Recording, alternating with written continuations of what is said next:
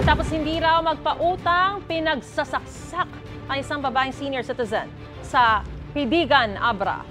Batay sa investigasyon, nagtungo ang isang babae sa bahay ng senior citizen sa barangay Alinaya para mangutang ng 2,000 piso. Pero walang naibigay ang matanda. Makalipas ang ilang oras, bumalik daw ang babae at niyaya ang matanda na umakyat sa burol. Doon niya pinagsasaksak ang biktima gamit ang kutsilyo. Nagpapagaling ngayon sa ospital ang biktima na may 8 saksak sa katawan.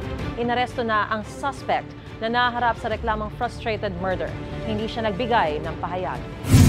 Mga kapuso, para una ka sa mga balita, mag-subscribe sa GMA Integrated News sa YouTube. Sa mga kapuso abroad, subaybayan niyo po kami sa GMA Pinoy TV at sa www.gmanews.tv.